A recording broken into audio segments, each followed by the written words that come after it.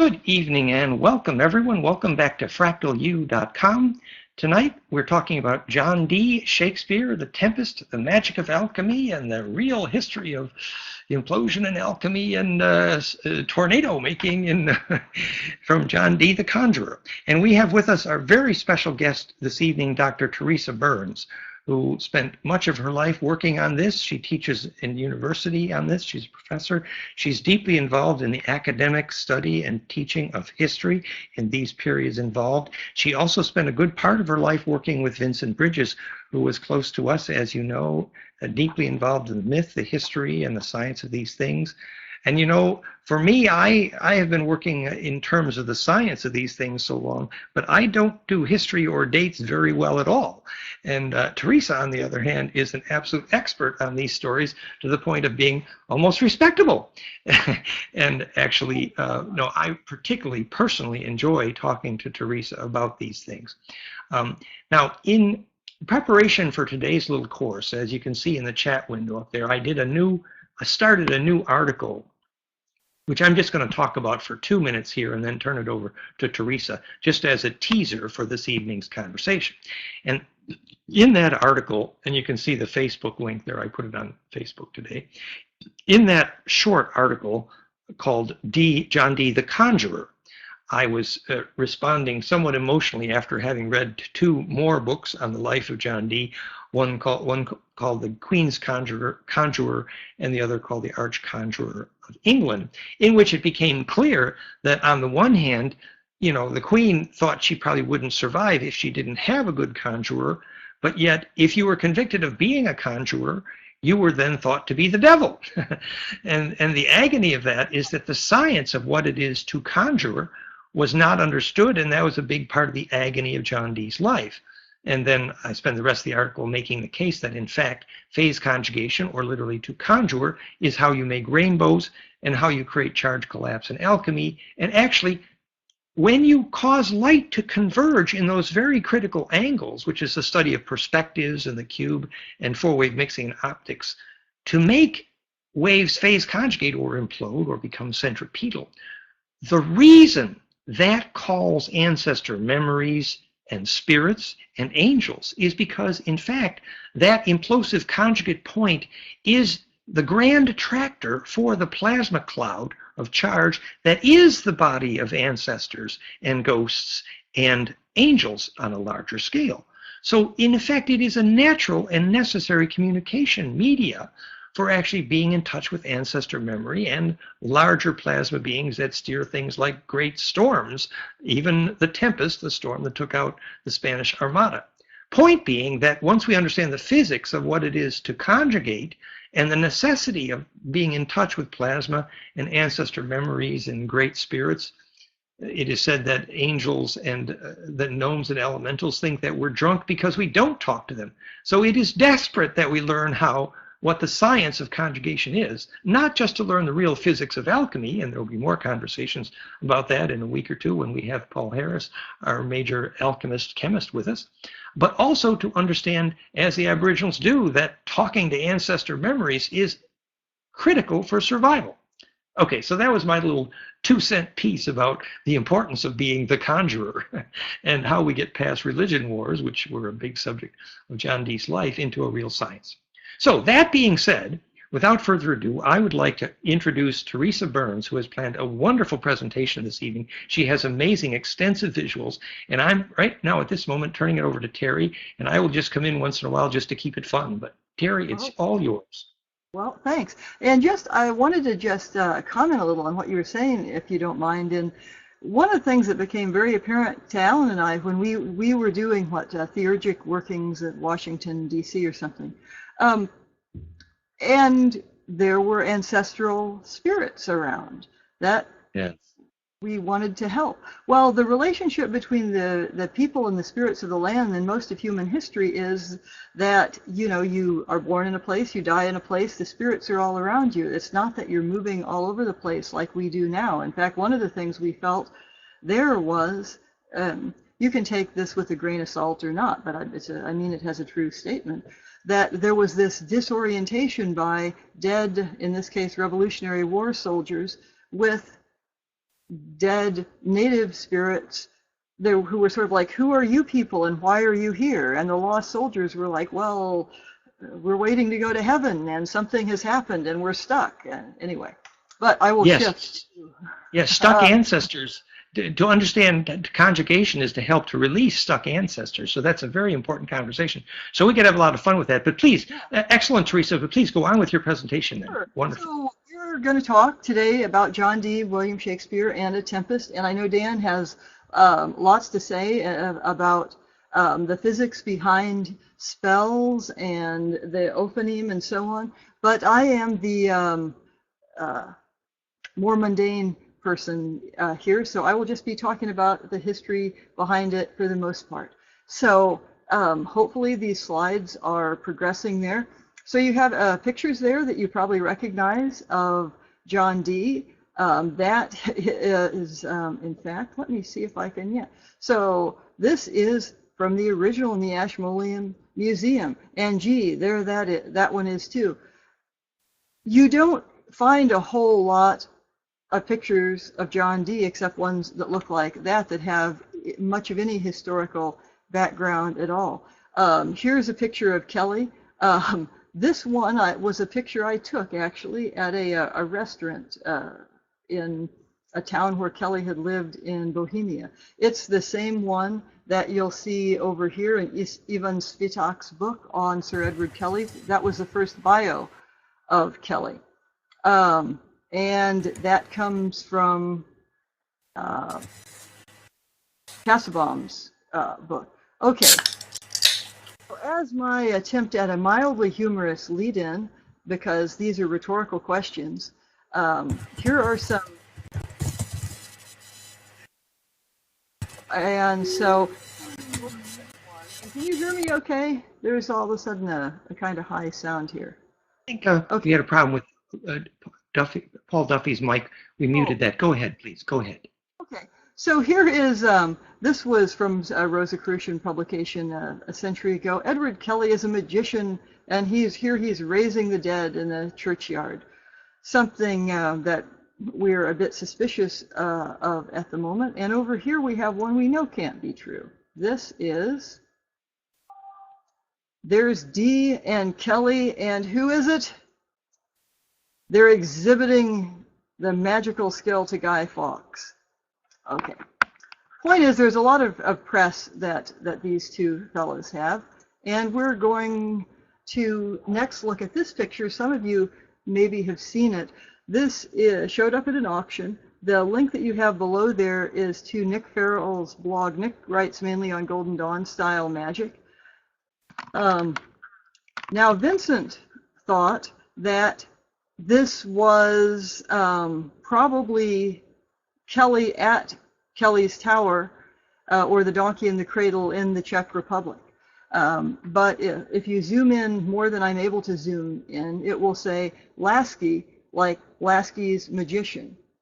And I won't be able in this short time to go through the whole story of John Dee and Edward Kelly and Lasky, but anyone who wants filled in details, just ask, and when we have time for some questions.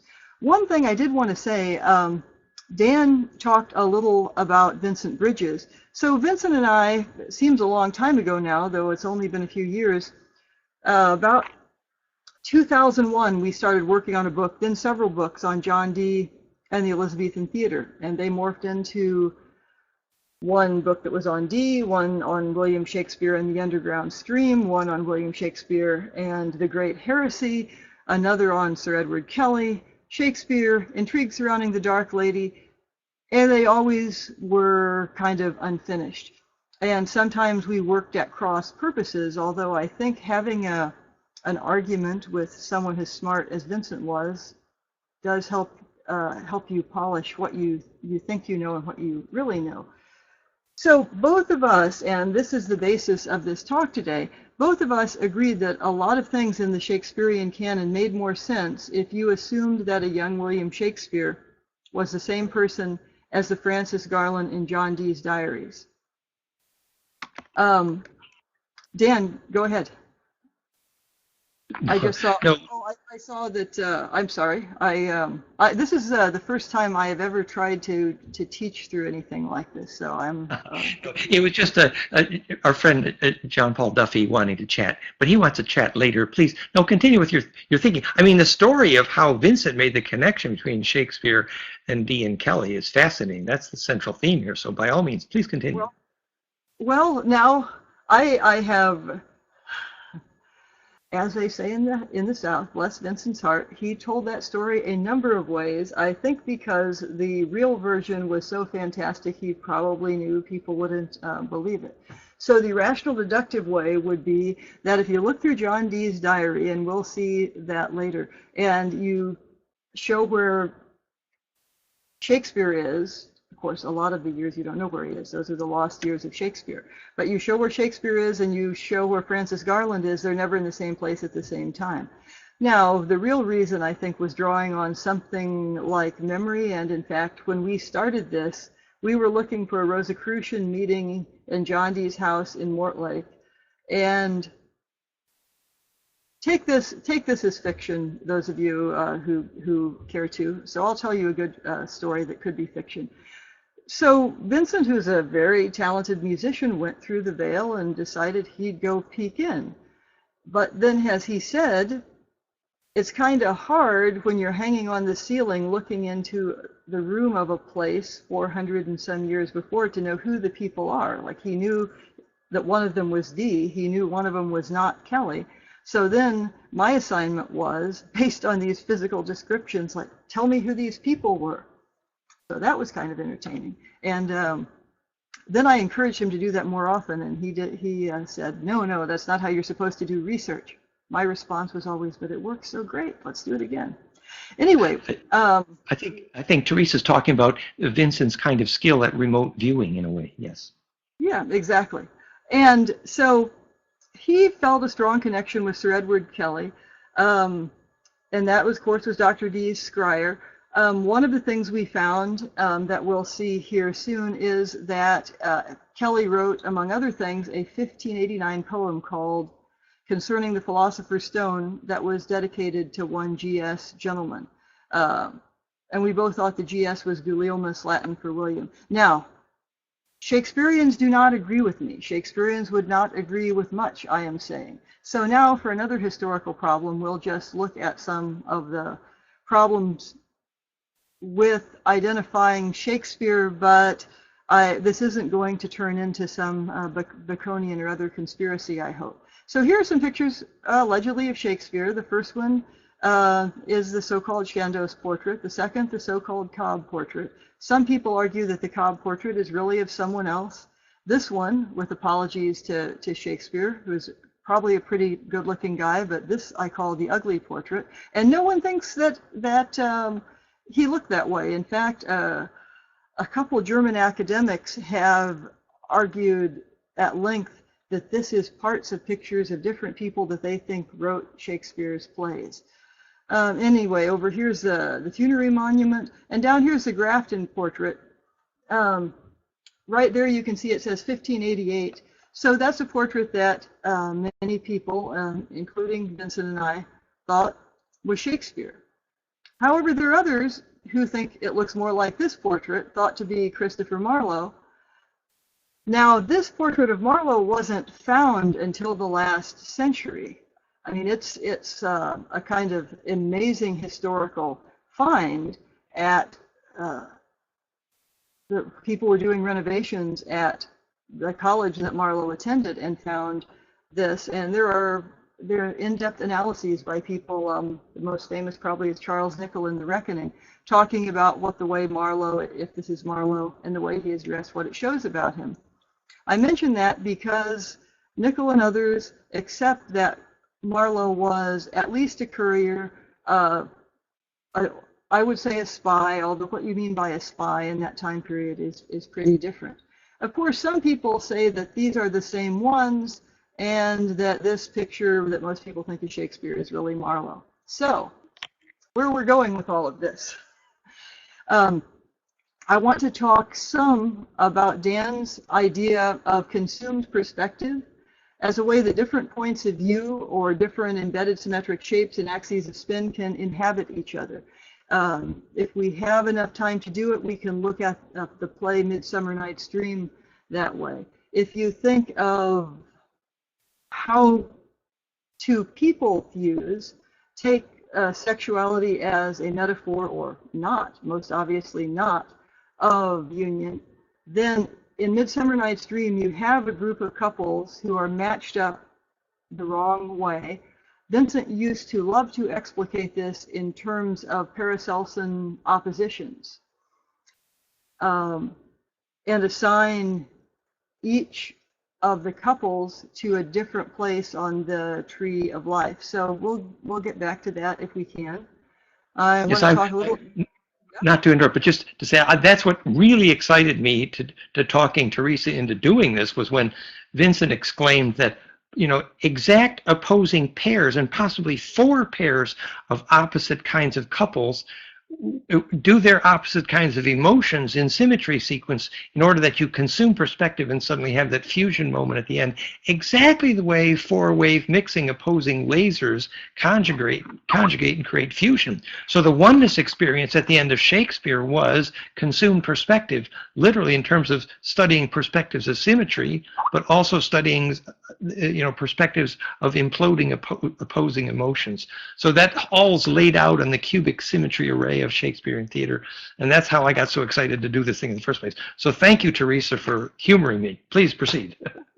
Well, I'm not humoring you. I'm having a good time. So then whatever is going on with the characters in a play, with opposing emotions changing into something else, those views wind up heightened by the architecture, which we'll also talk about. I'll talk a little about assumptions that in terms of references to Dee or magic or alchemy in Shakespeare's plays, especially The Tempest and Midsummer Night's Dream, but that's simply because those are the easiest ones to talk about.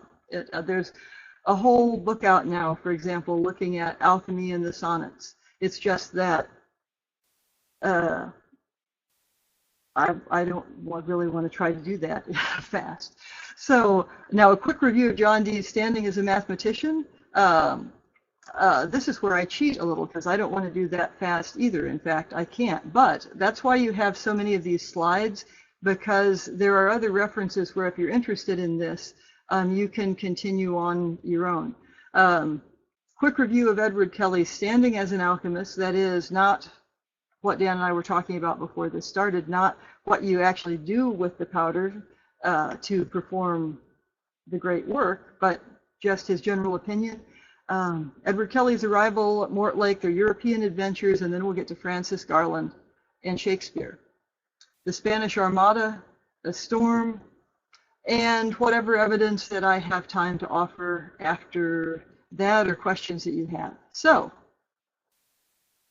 with that sort of long lead-in, you have a lot of slides here that are actually part of a really long presentation I gave, I've given a couple times actually, about John Dee's hieroglyphic monad. A friend of mine, Nancy Turner, who's a history professor, she and I started trying to translate the whole thing. We might get back to it someday, but in any case, we had the most interesting time looking at all the references in Latin to try to figure out what Dee was doing in the hieroglyphic monad. Now, this will have everything to do with how to cast a spell. Vincent maintained that while people maybe didn't think that Dee was a magician, although some people clearly did think he was a magician, that Dee could do amazing things with sacred geometry that no one else could do. So here's the frontispiece of the hieroglyphic monad. It's dedicated to the Holy Roman Emperor Maximilian. That's the father of Rudolph, who is the Holy Roman Emperor when Dee and Kelly go to Prague. Dee, who had predicted the coronation date for Queen Elizabeth, wanted to make her a holy witness to its secrets. Now, that's important because by the time of the Armada, Elizabeth is on, in theory, the opposite side as Rudolph. unless you break an either-or fallacy there, and that was what Vincent would call the Hermetic Revolution, that the religion of the sun, that you see Shakespeare referring to it in plays like Antony and Cleopatra, and talk about our work of the sun, which is a direct reference to alchemy, that some people, probably Dee, Kelly, Giordano Bruno, Philip Sidney, among them, hoped that there would be a Hermetic revolution. Anyway, C.H. Austin wrote, the year I was born, that this was a work of alchemy, but only initiates understood it. And what Nancy and I and Alan and others who worked with it wanted to do was to show, no, we can understand it now. And I think we succeeded at doing that. By the way, Dee also wrote something called the Propoidomata Aphoristica, which is foundational learning of 200 and some theorems. But you can go through and look at things on the monad, but I'll just tell you some of the problems with it in terms of understanding it without a magical teacher. The translations are pretty bad.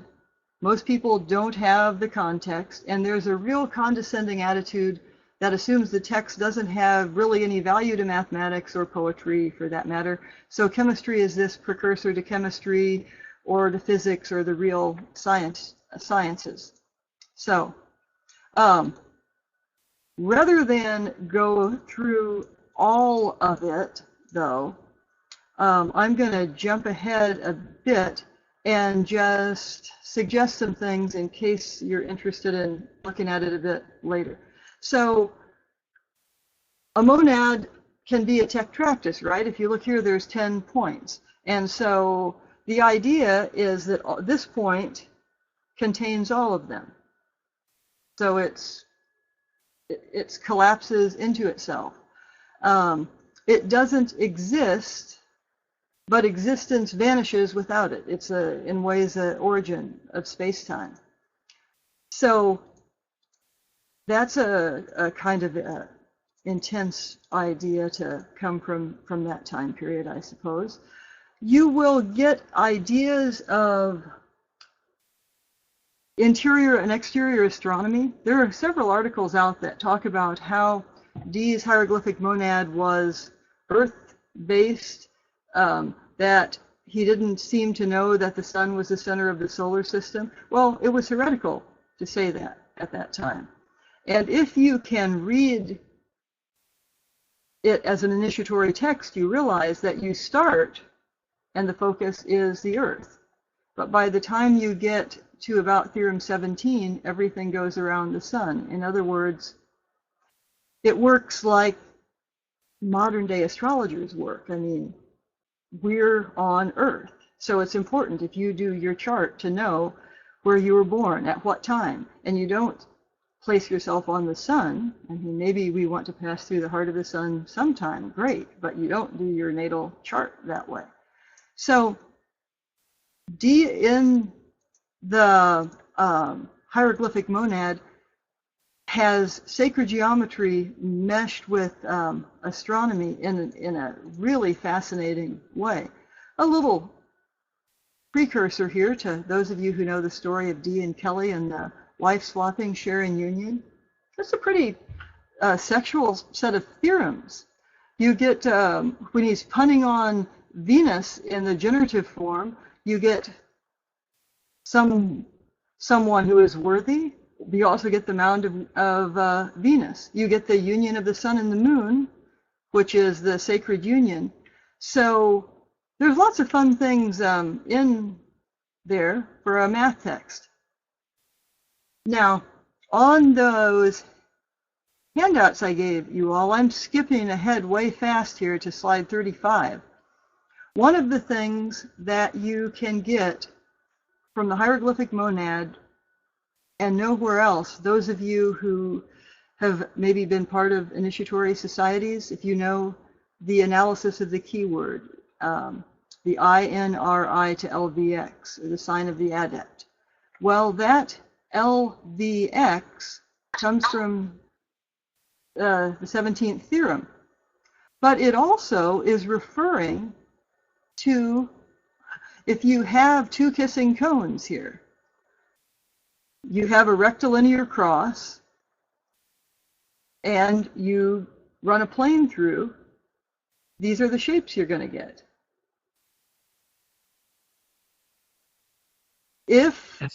And so actually making charge cones kiss noses is actually how you conjugate and how you conjure, and the elements of those crosses is how actually Ophanim is constructed. It's so exciting. Please continue. That's it. Actually, I am trying to figure out why I can't move the slides forward. I think I got it. I hope so. Oh, no. I know what happened. Just one moment, Terry. I had an internet burp here. 1 second. Okay. 1 second. So I went to this one and was going to go back one and couldn't, but well, it's coming. It's coming now. There it is. Okay. So we had a burp here. Continue. Great. Continue. Okay. I'll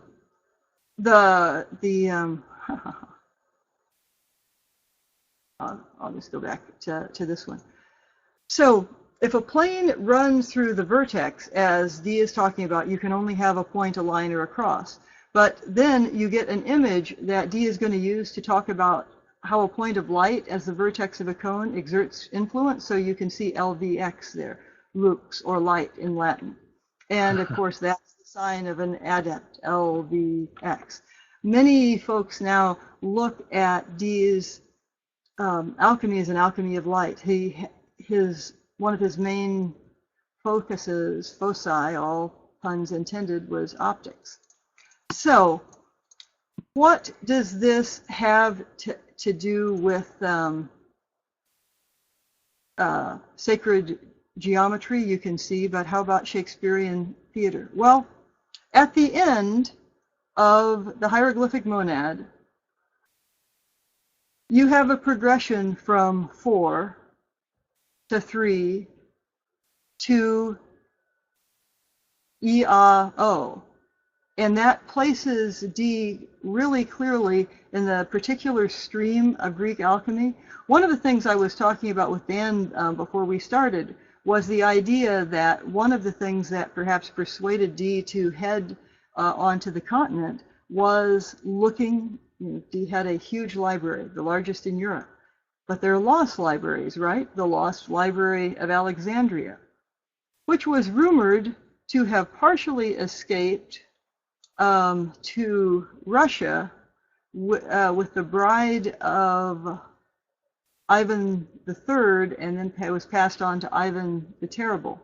So Dee is looking for alchemical manuscripts, and we know several of them that he's found. Now, hold that thought. And probably, Terry? Yeah? Terry, could I just do my 90-second on hieroglyphic monad? Because absolutely. I think Dee was so excited that he thought he found that there is a simple principle, actually what I would call wave physics, behind the actual symbols of sacred alphabets and astrologic symbols, Venus, Mercury, and all that. And I don't think he quite got there, but he intuited that actually there had to be a wave physics of perspective, consumed perspective, to the actual origin of the actual symbols of the sacred alphabets, like Hebrew and Greek and astrologic symbols. Now, in later years, we actually find, Fabre d'Olivet's Hebraic Tongue Restored reinterpreting the first book of Genesis from the shape of the letters themselves, and now we know their wave guides, like Sumerian elixirs, are in fact Sumerian, and their subatomic structures. And now we know the physics of the actual shape of Hebrew and Sanskrit letters are wave physics only. So John Dee didn't get there with hieroglyphic monad, but he had a great insight that that's what was needed. It was farther along than anything in its time, and there's a very good suggestions that it drew upon things very close to it. One of the things also Dee collected were he collected Hebrew grammars. His major work on Hebrew we don't have, but if we think of it as kind of a control language for this part of the galaxy or something, that's how Vincent would refer to it, that its symmetry set defines the nature of a sacred language by generating a particular kind of matrix where there's which is the cube octa, and that suggests a planetary nature because, you know, they had 7 planets, but then there is you, so there's the 8th, and so on. So, but I will stop before I digress on that because we could talk about that for several hours, and that would be really cool. Anyway, Dan, I wanted to put in a plug for your book and the presses here. So this is the very brazen emerald. You're updating the emerald stone, which I think I told folks at a conference this summer that that's a really brazen act to say I'll rewrite the emerald tablet. I meant to say, not philosopher's stone. So I'm putting this on here just to let folks who don't know that Dan and Vincent have had a long and interesting relationship this life, and no doubt others. And something Dan did that I think was really sweet was after doing his emerald tablet, he took one from when he and Vincent first met back in 1987 and gave the 10 statements that were presented there as a new form of Hermes Emerald Tablet. And you can read them yourself, but I thought this was just an awesome thing to do. Actually, Teresa, thank you so much. I just one note here. I wrote those 10 statements when I was just about a teenager about the oneness of all wave mechanics with spirituality, actually, the 10 fundamental principles. And only later did Vincent point out to me that it was an echo of the Emerald Tablets. So, you know, he was helpful. Well, it's a huge echo. And so if you can assume, I mean, without a doubt, that Dee knows what the Emerald Tablet is. Now, there are all different kinds of translations, but the main part of it, probably you all know, it's the as above, so below, as within, so without. Well,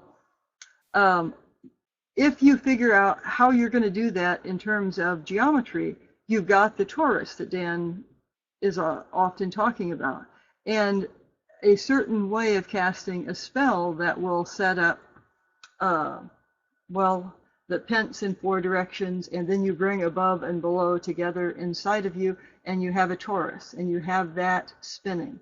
So you're creating a space that is no space and every space. Now, Dee might not have wanted to call this magic because, in fact, mathematics was already considered magic at that time and wasn't terribly safe.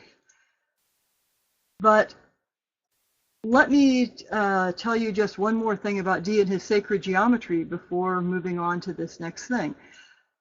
Dee was the underreader in Greek at Cambridge, an expert in ancient Greek.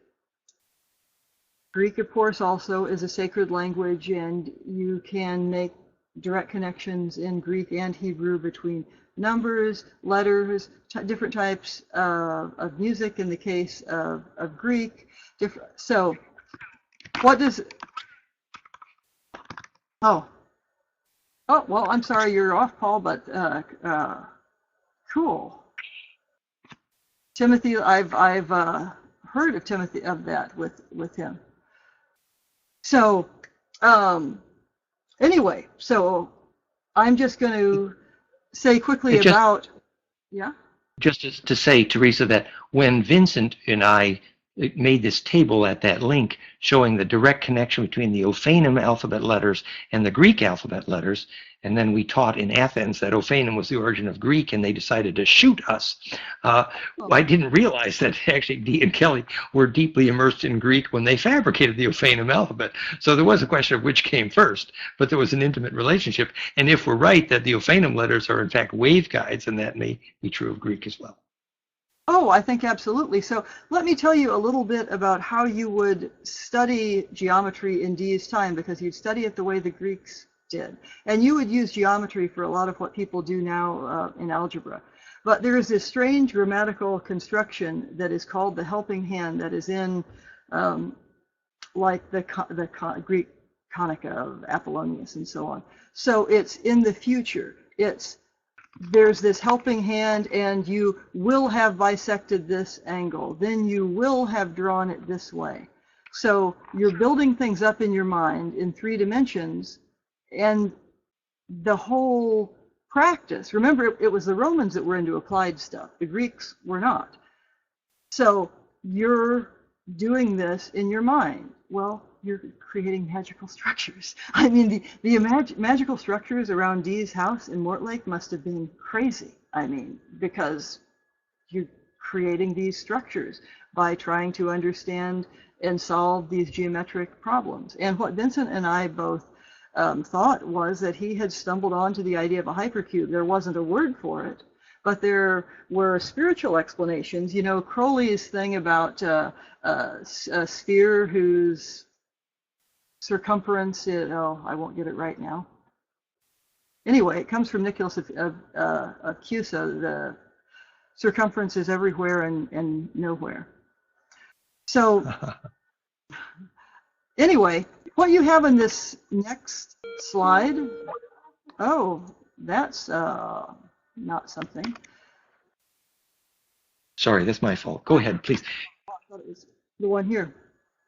So this article, if you're interested in trying to get more on the context of John Dee and Edward Kelly's angelic material, kind of before Alan talks about it in a more hands-on way next week, this is a background that I wrote, and it's a long story, and I've spent a lot of years sifting through things.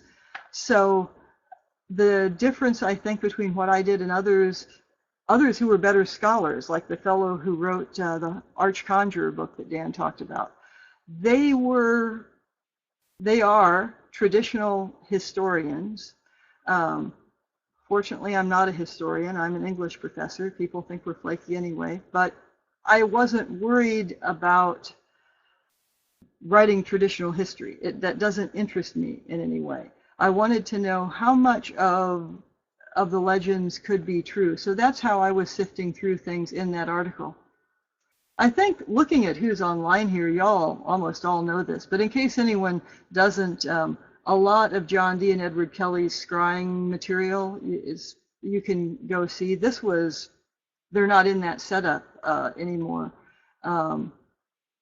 I think Christy probably knows where some of them are, since he saw the great Dee's library exhibit that was going on before. So here is, say, well, this is the mirror case, when Dan has been talking about magic mirrors and optics. Well, that's what Dee and Kelly had. And down here is the seal of Amet. It's made out of beeswax. So Dan, that might explain why the powder is in beeswax, and that's what folks had to use. Very high dielectric. Oh, exactly. So I'm going to move on to Shakespeare, and I'm not going to talk too much about Ophanic, because that's next week. But I want to point you to a couple of traditional academic articles for anyone who is interested.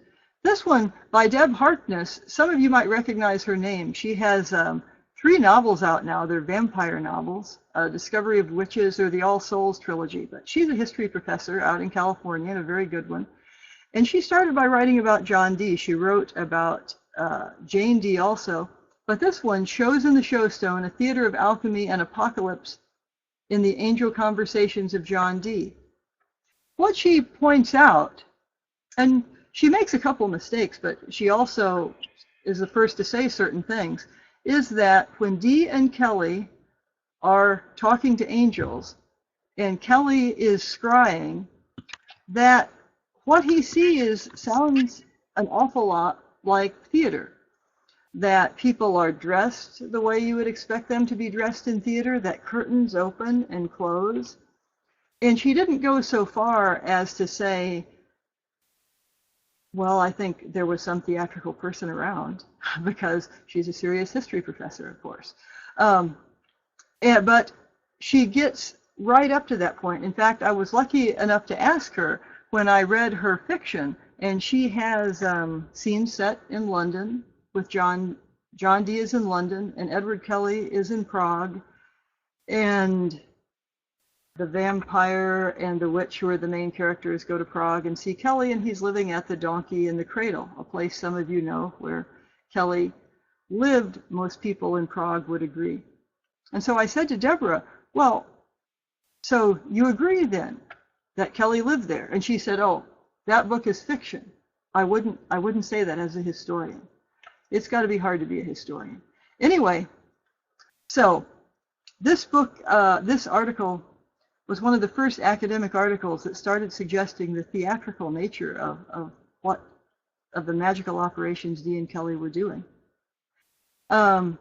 This one is from someone who worked at the Folger Shakespeare Library, a place I've spent a lot of time, and she is looking at Prospero's book, and this is, of course, the book in The Tempest that Prospero gets rid of at the end of the play. But what she's really saying is, well, what kind of magic book would this refer to? That is because the Folger Shakespeare Library has a fascinating book, and you can buy it now in a readable format. They just call it the Folger Shakespeare Library Magic Book, and they have a number. You can look at the whole thing online. And probably they bought it because of this character here. This is Oberon, and in the Folger Shakespeare Magic Book, the whole working of the book, which is very, very long and includes some very strange things, it's conjuring Oberon, and there are other indications in there that suggest it's a crystal working. There are others that suggest it's a kind of sex magical working, especially if you look at another piece that is related, that is basically how to bind fairies to you and get them to do your will. It's only for guys, I assure you from having. So, but this Oberon, or Oberon, he's the fairy king in Midsummer Night's Dream, of course, but you'll also find him in medieval romance. He's right out of romance. You'll find him in English history, too, associated with looking for treasure. That is, when Cardinal Wolsey, this is during the reign of Henry VIII, Cardinal Wolsey is a kind of rich guy. By the way, Alan's a direct descendant of him. He doesn't mind me saying that. It offended his father, but he's learned to deal with it. Okay, anyway, so the rumor was that Wolsey had a spirit of Oberon that was working for him. And there are very interesting texts about that one can find.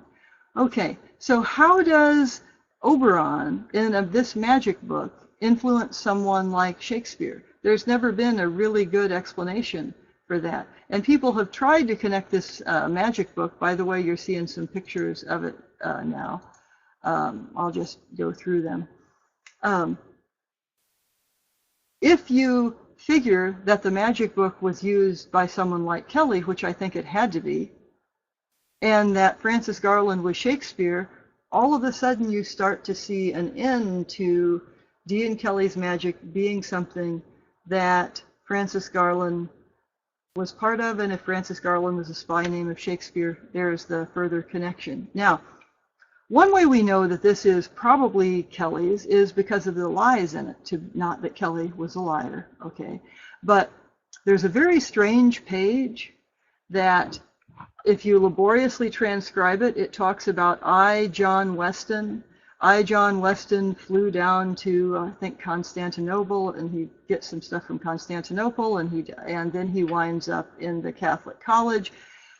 It's very strange, and just by the dating, it can't be true. So John Weston was supposedly the name of Kelly's stepdaughter, Elizabeth Weston, who it's very hard to find anything about. And also his stepson is another John Weston. So it seems really obvious to me when you find this put in the book that it is an attempt to say, oh, look, if anyone finds this book, this belonged to that John Weston guy who is dead. And if you want to buy this book now, it is on sale as the Book of Oberon, by the way. Yes, I wrote an article. And maybe just a little background for folks, that one of the main historical arguments that Shakespeare was associated with John Dee is the fact that Francis Garland is so famously present in John Dee's famous notebook, and that supposedly Francis Garland shows up in the notebooks just at the time when Shakespeare does not show up in history.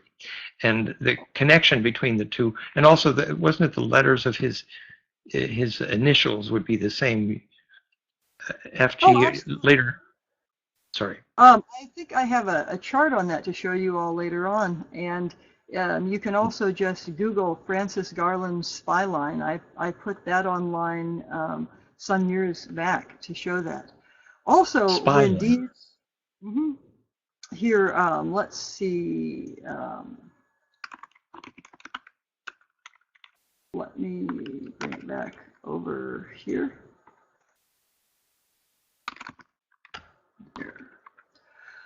And if you pull that up, that compares all of those dates. Also, John Dee's Spirit Diary when it breaks off at a letter that is signed by someone named Gulielmus. Now, Vincent was sure that Gulielmus was Shakespeare. We need to look at the handwriting of it. It might be or it might not be, but it's fascinating. Like, it breaks off from there until after 1600, I believe. So this is some evidence that even a conservative historian might have to consider the argument that Shakespeare is present in John Dee's diary. That's the issue. Yeah, well, the dates fit exactly. I'll have that.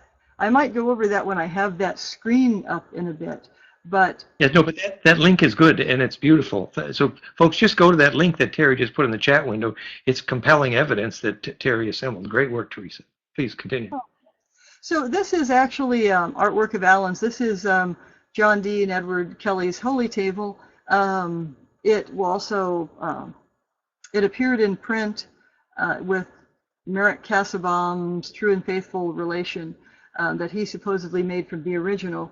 There was a lot of talk among Enochian magicians that somehow there was a printer's error and it was flipped. It's not flipped. Alan and I laboriously went through this and found that people just weren't reading Dee's diary the right way. But you can see, and again, looking at this crowd, I think most of you probably know something about Enochian anyway, but you have Enochian or Ophanic or angelic letters. And we're thinking about those as a kind of waveguide. Of course, there you have a hexagonal structure in the middle. The reasons for all of these particular shapes you could ponder for a long, long time, which Vincent did, frequently under fun influences, and he would cut out shapes of them and turn them around and fold them. And so what you do with something like this, or how you create the Holy Table from the directions in Dee's Spirit Diary, was something he had spent hours and hours and hours doing. So now the question that I don't want to try to answer until the end of this presentation is, how does that affect Shakespeare's plays? So, or does it? Okay, this is from Raphael Prink, who is a tourism and physical education professor in Poland, and he did this more than 10 years ago. But it was the best graphic I could find showing Dee and Kelly's trip. So they are coming in here and winding up in Prague, down here in Trebona, and I put that on there just to give you an idea of the amount of time they traveled. Now, what would they have been looking for? And I have to go on a little digression here because I think the story is often told so poorly.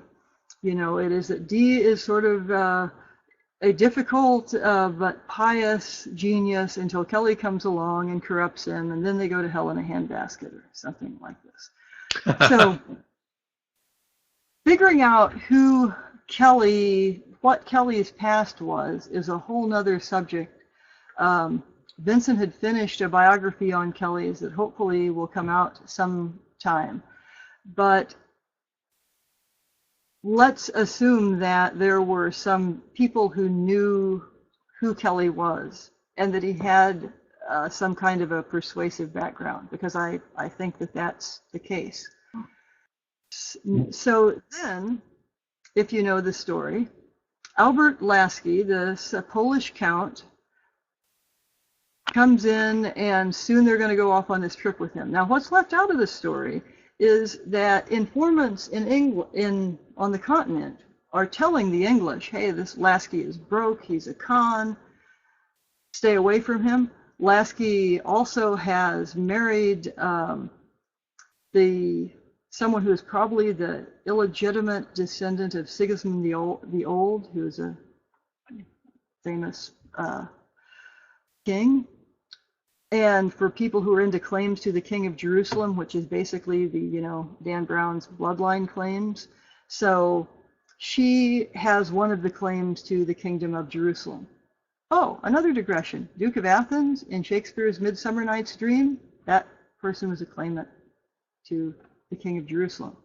But back to Laski. Laski's second wife had the Brienne claim to the bloodline. So what did Laski do? Well, he locked her up in a castle, wouldn't let her go out, and married someone else, Sabine de Sève, who was apparently quite a con artist, and her brother Vincent de Sève later publishes some writings on Nostradamus that are almost certainly not true. So Laski wants Dee to have Kelly scry, and among other things, tell him if he's going to be king of Poland. What you have to realize is, in that time period, you can't do that. And not only that, Laski is asking to see Dee's genealogical materials to find out how closely related he is to Elizabeth, which means he is trying to see if he can jump into how close he is in the English succession. Now, there is actually a reference to this, indirect reference to this whole drama in one of Shakespeare's history plays.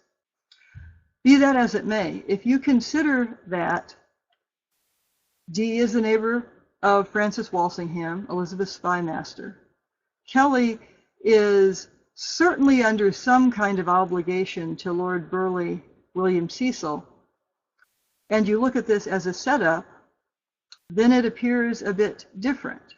That is, all right, let's do let's put on a show for this Laski guy.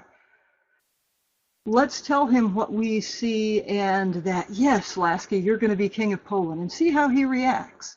If you look at those early scrying sessions as a way to get information, it makes more sense. And then certainly by the time they get to Stephen Bathory, who is king.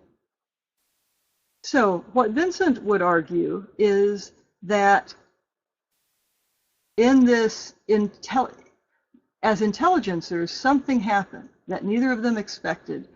And Vincent ended his last life still trying to figure out what had happened. Who is Madimi? Why did she come in? So what started, Vincent would say, as an act became something that neither he nor Dee understood. That doesn't mean that they weren't both doing magic. And one more quick example, and I'll move on.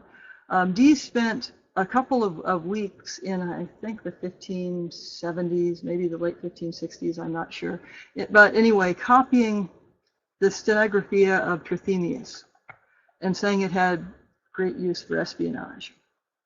Scholars are still trying to figure out where in that book that magic is a cover for ciphering and where ciphering is a cover for magic. It's very hard to figure. If you take it on face value, this is what someone might do, for example. Keep in mind this is heretical. So I summon this spirit, and I tell this spirit, blah, blah, blah, blah, blah. Don't tell anyone. Deliver this to Dan. Dan summons a spirit. That spirit goes and talks to the one I summoned, and then downloads it there. Well, did that actually happen? I don't know. So we can tell pretty clearly that the first part of the angelic communications were all on well-known magical ground. There was nothing new there, and then this language starts coming through. Francis Garland, by the way, does not appear to be around at that time. Okay, the Byram manuscript. Dan talked about this a little. But just to say in summary that then conjugation is as a way of getting charge to implode into a nexus is fundamentally a way of communicating, whether it's with ancestors or across distance or remote viewing. So conjugation was really important for government communications, among other things, as well as calling spirits. Well, and you can also think about why it might be sort of emotionally desirable if you're living in an incredibly paranoid time period where you can't let anyone know what you're thinking, but everyone wants to know what you're thinking. I mean, sort of conjugating with a spirit might, because then they're supposed to obey what you tell them to do. Conjugation, the original internet, yes. Exactly, except it couldn't be, you couldn't be hacked in theory, except by a better magician. So the Byram manuscript, as you talked about, Dan, these were geometric drawings, and the story behind this is that Joy Hancock's literally found these old manuscripts and tried to figure out where they had come from. They were associated with someone named John Byram, who, among other things, created a system of shorthand, but he was related by marriage to Dee's son Arthur, and she thought many of the drawings were connected to John Dee. That's, for our purposes here, fascinating because they appear to include designs for the Globe Playhouse.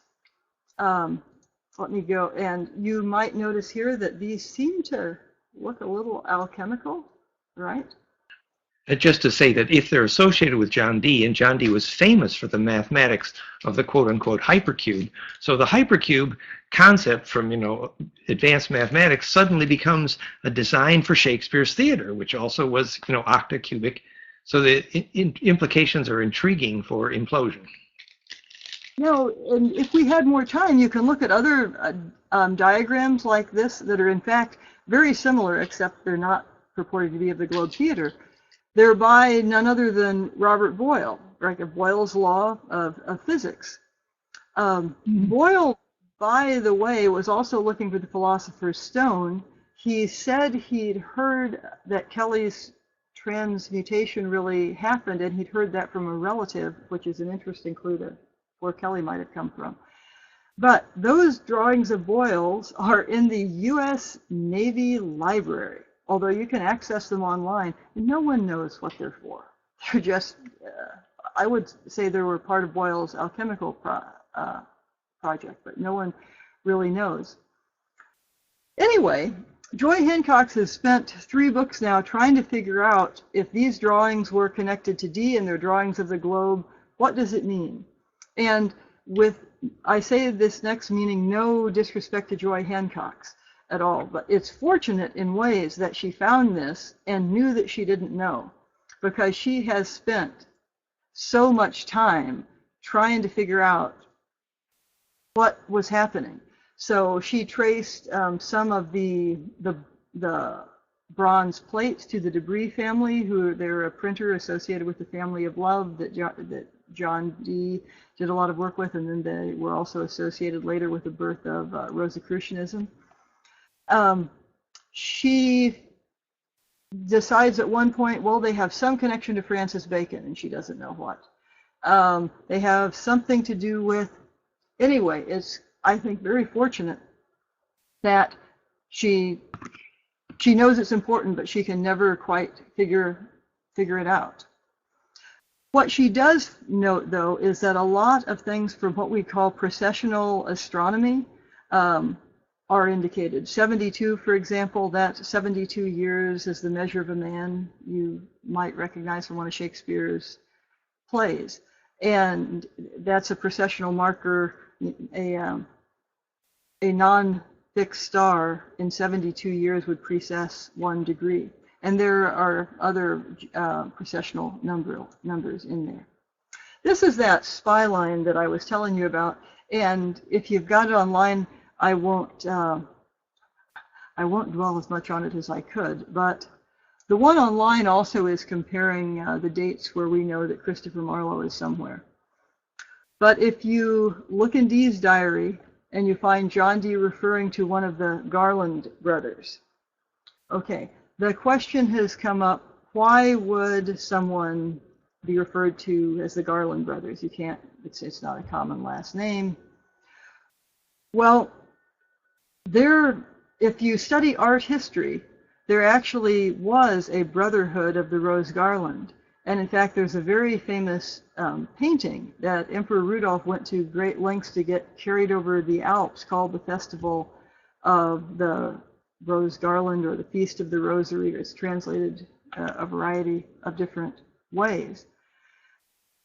That Brotherhood of the Rosary, now the bad news is one of the people who started it is one of the two authors of the Malleus Maleficarum, so not someone who I'd be too happy about associating with, except there's also indication that the Malleus was just pinned on him in ways. So that's another whole kind of topic.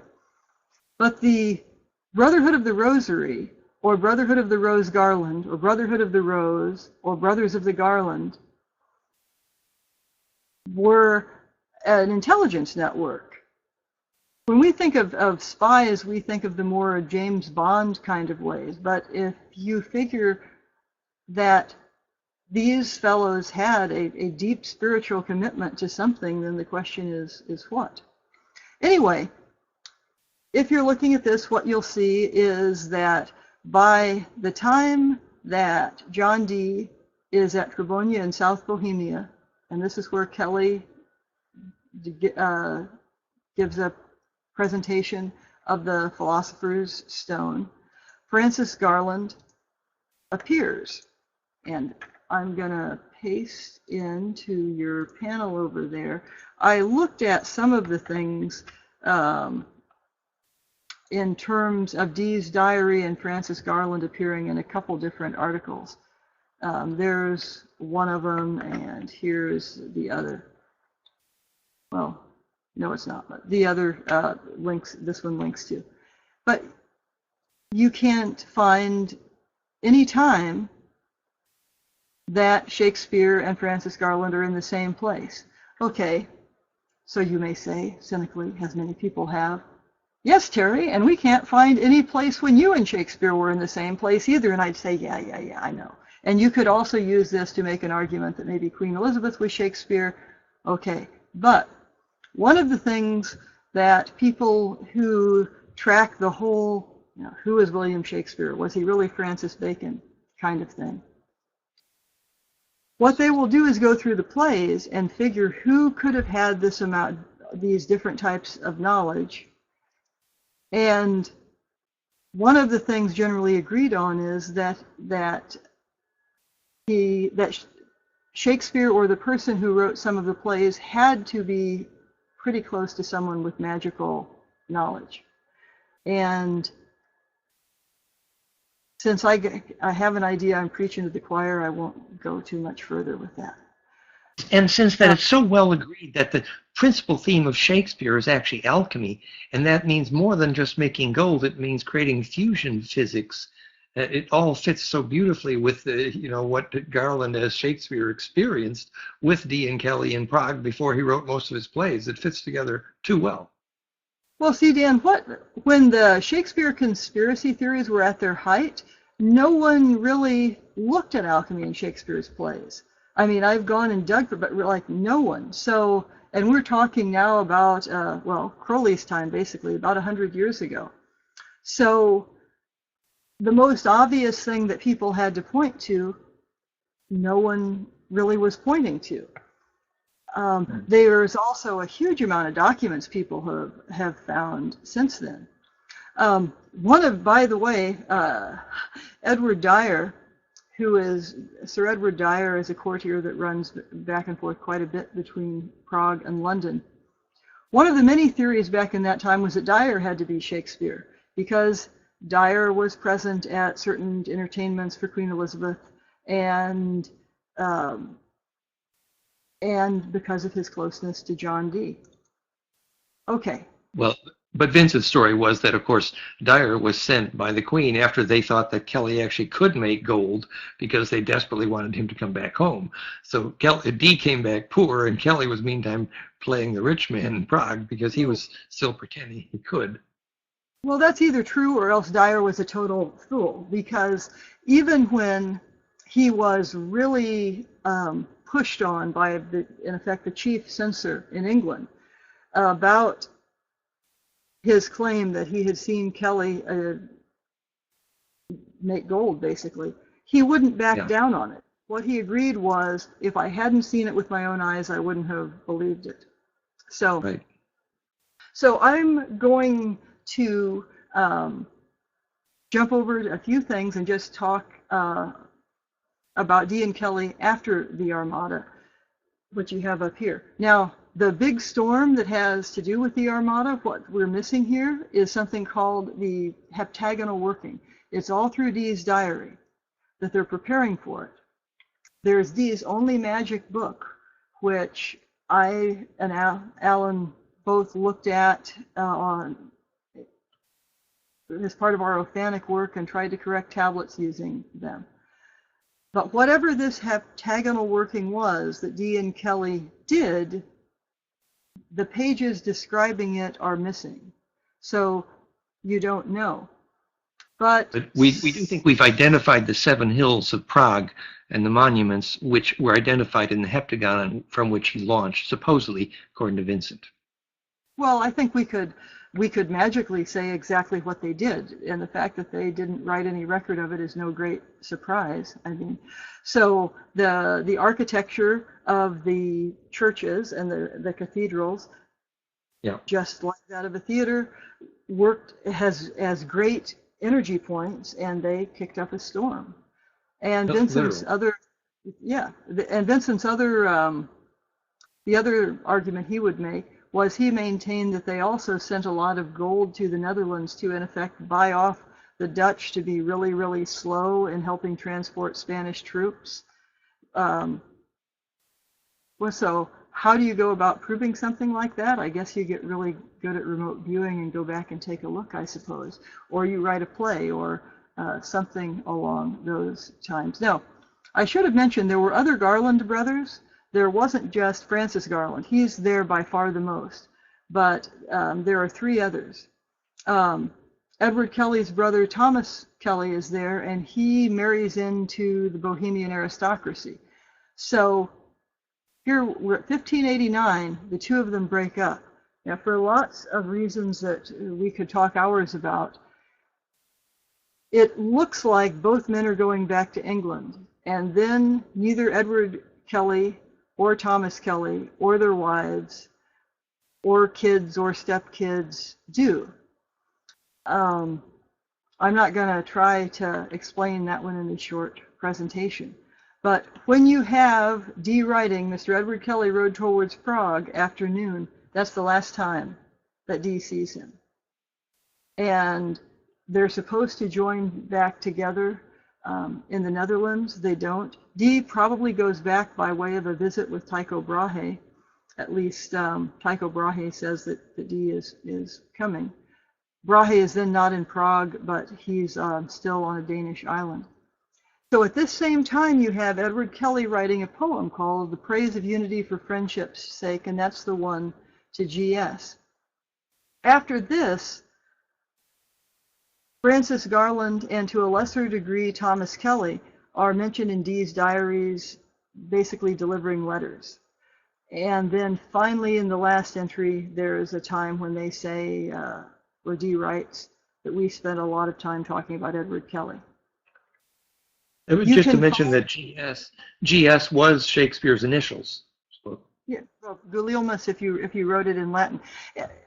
Shakespeare works perfectly as a green language name, though, right? I mean, if it was originally Shakespeare and you get into Shake and Spear, if you look at the references to shaking a spear in some classical epic works, it works as a nice green language pun too. Here's something from Dr. Dee. This is the letter that Dee writes to Queen Elizabeth, basically saying, "Congratulations on beating the Spanish. Can I come home now?" In a much nicer way. And you can't quite see all of it here. It's but I want to clue you in a little bit to how some of the cryptography works. British intelligence became the best intelligence by being not complicated and not leaving complicated messages for people to decipher. So my source on this now is not Vincent, but people who have spent a lot of time studying the Voynich. Most of the codes you can decode, and then they will mean absolutely nothing. In other words, somehow you, if I'm sending you a message, you already know that when you get my message, I want you to do this. Or you know that you're going to meet this person and you just need to find out where. So the message that you get may, like this one of Dee's that we're looking at, be in plain English. What do you see if you look at this? Opportunity now. Opportunity calling. Some letters that are bigger than others. And chances are somebody looking at this document would just say, well, here's Dee begging to come back home. Isn't that sad? But Dee is telling the Lord Treasurer and the Queen about some kind of opportunity. I mean, what is it? Well, we don't know. We could guess. And I'm seeing what you're saying about the coded language, and that's real interesting, looking at where those particular languages have come from. Alan and I have friends who are Zuni and have talked a lot about their language is not related to anyone in that area. They're the actually historic enemies of the Navajo. But so those kind of coded languages work simply because they're different languages. I mean, this is coded language in English. So anyway, when Dee goes back, Kelly is still at Rudolph's court. It's much easier to find references to Kelly than it is to Dee. We even find them in pop culture. I know some of you here know that that Cold War era socialist realism Czech movie about Emperor's Baker, Baker's Emperor, where Kelly is this sort of slimy trickster who's. Anyway, I'm going to jump down to here, 1591 to 1592. There's no references to Kelly or Garland. Then Dee says Kelly was slain in 1595. But Kelly was definitely alive. So one thing that's very clear from 1593 on, and we could talk about different reasons for this, is that whatever they were going to do didn't work. There's a parallel thing that happens a bit later with theater, but still in the 1590s, which is Shakespeare is trying to start a theater, and it doesn't work. There's someone who's very against it. So where the Globe winds up being built has to be shifted. Something else that happens in this time period, of course, is that Christopher Marlowe dies under rather suspicious circumstances. So I tried to pitch a book explaining what I think was going on in this time, and in hopes that someday someone will buy it, I think I'll just move on. So here we have Edward Kelly's, this is the poem that Vincent and I thought that Kelly wrote to Shakespeare or to Gulielmus or to Francis Garland. Now, don't try to read it there, because you can read it much more easily online, and I'll give you that URL in a moment. But that's Kelly's handwriting, and this is written in 1589. It shows up less than 20 years ago. It's kind of interesting if you think of Apocalypse as unveiling, all the stuff coming out. But so it shows up in the Royal Library in Copenhagen, and a fellow named Jan Backlund wrote an article looking at this. With those documents, there is also reference to someone named Garland and to a number of other people associated with John Dee. And Backlund argues that this must have originated in Prague, and how it wound up then going to England, because for various reasons we know it went to England and wound up in Denmark, is yet another story. I'm going back here and pointing out this work. This is but just for the record, Teresa, that Vincent's version of Kelly's story was that the competition between Kelly and Shakespeare Garland over the Dark Lady, which became the theme of the Shakespeare plays, and actually related to Vincent's death, perhaps, was part. They gave an hour and a half here. My goodness, yeah. No, you're absolutely right. Yeah. Go ahead. Isn't that presumably part of the reason that Kelly is writing a letter to Garland Shakespeare? Yes, but I am trying to not talk about their sex life here, and I'm giving a more socially acceptable explanation. But certainly you could do that, and you could look at Dark Lady, Prima Materia, you could look at the sonnets that way. You can find in Midsummer Night's Dream, when there's the line of doing the orbs of the fairy queen. I mean, that's frankly kind of X-rated if you take it in one way, and just sort of a nice poetic line if you take it in another. So anyway, I'm going to go over there. Yeah? So that the fact that then this, just for the folks here, 2 seconds byline, that the theme of then Vincent's version of the Kelly biography is centered around the competition of the love between Kelly Dark Lady versus Shakespeare Garland Dark Lady. And just one quick, do you want to say a little bit about what is the compound of alchemy here? Do you mind? Oh, that's where I was going next, because this is our other big bit of evidence that ties, this time no pun intended, but Dee and Kelly and Shakespeare together, is this particular work. So The Compound of Alchemy by George Ripley has been written about by many, many people, but very recently by a Princeton professor who established that the bosom book associated with it you find much more in Central Europe, and you find references to the Compound of Alchemy, ironically, or curiously at least, more in Central Europe than in England. In any case, the first English printing of the Compound of Alchemy is going to be, let me go past this, 1591. So there are a number of things in it, including letters by people at the beginning.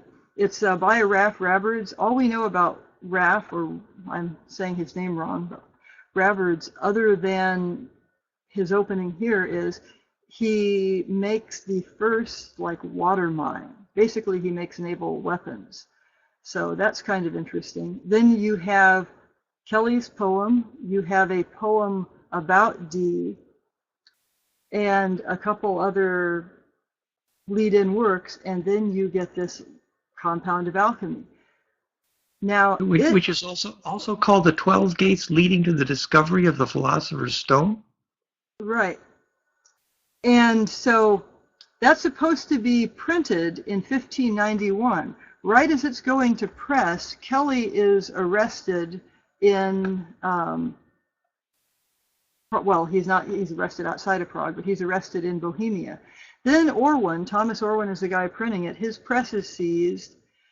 And so whatever long distance collaboration Dee and Kelly had likely ended with this work in 1591. But what we're going to see is you can connect this in some very, very odd ways to the rise of Shakespeare, to Marlowe's Dr. Faustus, and to the publication of an English Faust book. Now, one of the places that Kelly lived in Prague is sometimes called Faust House, and many have suggested that at least Marlowe's Faust was based on Dee or Kelly. Francis Yates says Dee. I think more people now would say Kelly. So I'll pick up that strand later too, but this is just a more readable version of that particular poem of Kelly's.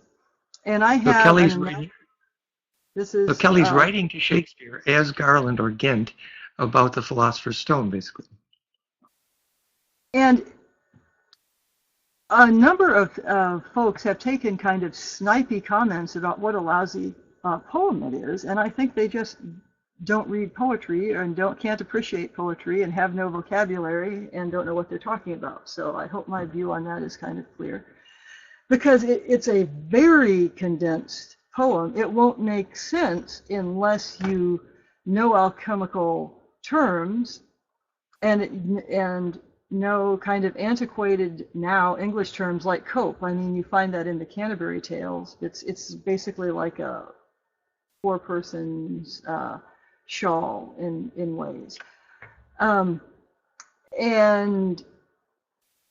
let me go to the next. I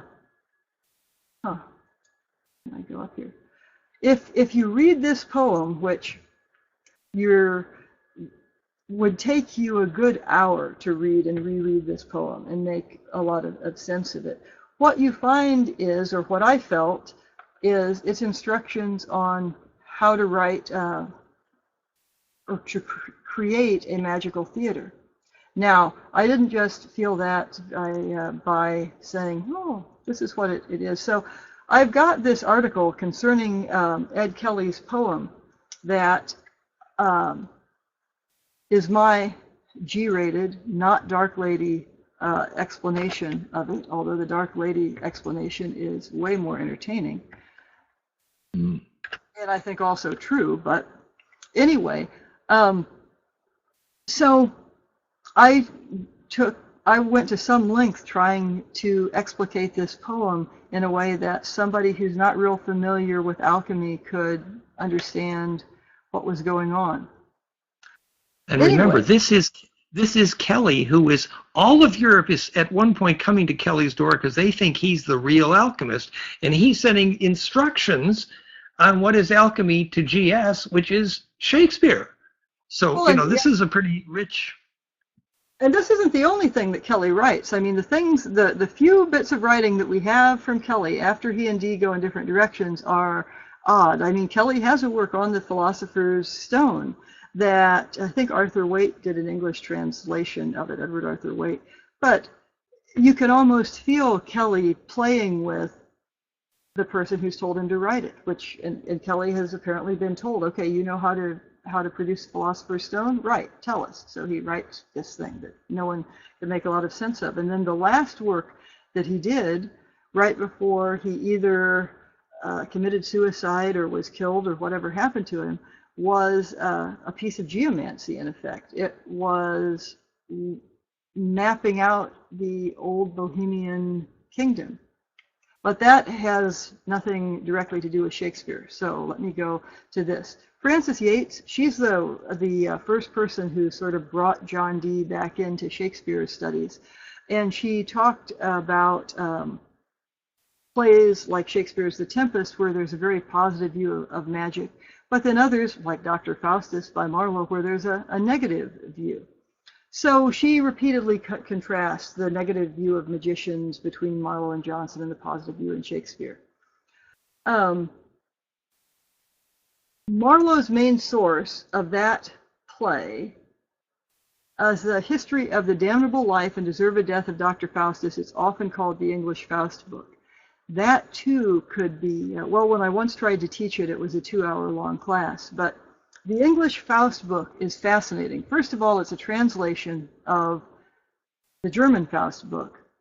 The German Faust book comes out, it's either 1586 or 87. But so for this, the English Faust book, which is probably published in 1588, for that to be published in England, you have to have somebody who can, first of all, read German well and write well, because critics say the English one is way more entertaining and better written than the German one.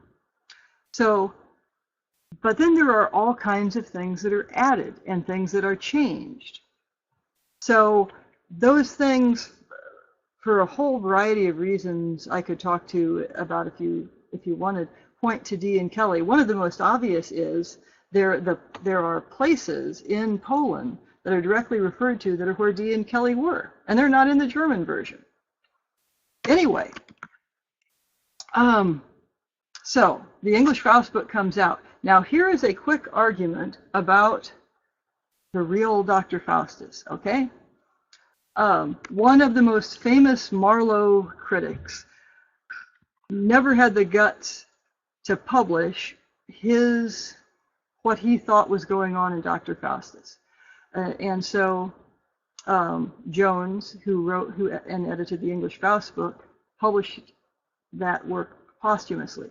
What he argues is this, that in the play, Dr. Faustus, that there is an earlier version of it where Dr. Faustus doesn't get, taken off by Mephistopheles. He's not drug off to hell. Think about this from the perspective of what a magician is trying to do.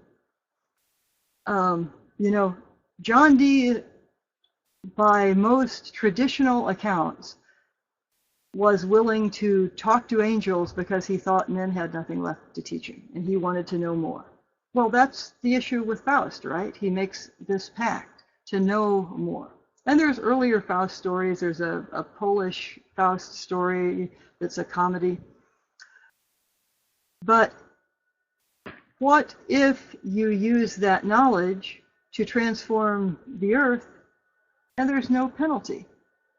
The way that, now you couldn't put that in writing, but there are all kinds of issues about the different versions of Dr. Faustus that we have, and they all are way after Marlowe's death. I mean, the one is 20 years after Marlowe's death. So the argument is that Dr. Faustus could have been staged in 1589, sometime before 1591, and been staged ambiguously, so if you were an initiate watching it, you're like, oh, he succeeded. Cool. Look at that. He's learned all of these things from the devil. Now we're going to link back to the Ophanim or a bit, or the Nephilim. One of the things that is... Yeah? Michael Sarian saying that John Dee's conversations with the angels was actually conversations with the bad guys. He calls them the macrobes, and accuses John Dee of calling in bad spirits. Well, that was, I think, one of the people who attacked Vincent for his work on Enochian said that he was bringing about the apocalypse. So, if apocalypse is just the unveiling, so great, bring it on. Anyway, so the argument here would be, if you take Mephistopheles, you can look at a root there for Mercury, Hermes. Now we're back to the Emerald Tablet. We're also, though, in the Slavonic Enoch to the whole idea of the Nephilim teaching the wives, where in the Slavonic Enoch there's something that sounds awfully like Dee and Kelly's Sharing Union Pact, actually. So either that's a coincidence or Dee and Kelly actually saw a Slavonic Enoch somewhere. I think they saw one somewhere. So this kind of bargain with the devil, once you make that devil into a Lucifer and a fallen angel that isn't bad, you just have that angel being Hermes. You have somebody who makes the Philosopher's Stone. I mean, that's why it would be so heretical to have Dr. Faustus not go to hell. But I don't think he was supposed to ever go to hell. Okay, that brings me finally to my classic end of this presentation on Dee, Kelly, and leading up to Shakespeare. And two, a Wikipedia page on Midsummer Night's Dream. How embarrassing. But I wanted to go through some of the characters there, and so we have a list. Before I do that, I'm going to go a little further over this, what you have on the screen there. Okay, the same printer who prints the Compound of Alchemy and has his stuff seized is connected to printing the English Faust book.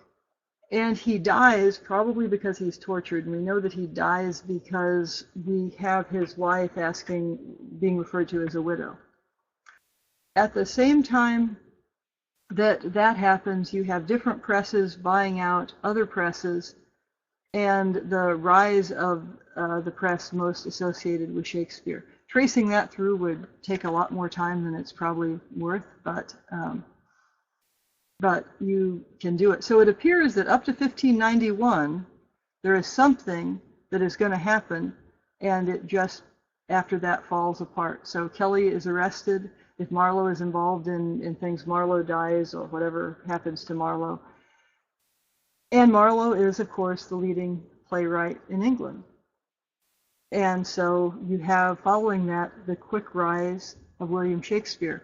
The first thing that comes out, Venus and Adonis, you can find lovely pieces of artwork from Rudolph's court of Venus and Adonis as a Hermetic alchemical work. Shakespeare rises to fame also, probably with Romeo and Juliet. That's an early play.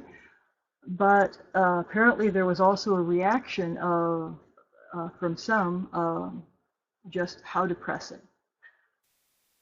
People still react that way. How depressing. And let's see it again. So I'm going to talk about Midsummer Night's Dream, which does not appear to be a depressing play. But if you know the play within a play with the mechanicals, there's this story of Pyramus and Thisbe. Think of Pyramus, a pyramid, and they're trying to get across the wall. Well, now we have references back to several things that we've talked about.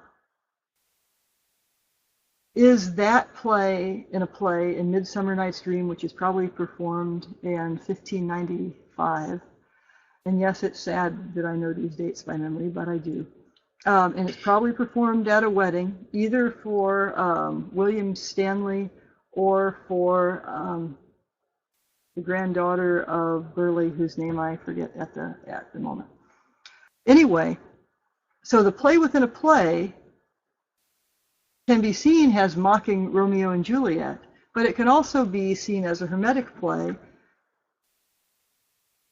And it has the same alchemical sequence that you get in Venus and Adonis. And then if you know Shakespeare well, you probably know that Venus and Adonis is similar to Marlowe's Hero and Leander. Tufan, you asked me in Prague about references to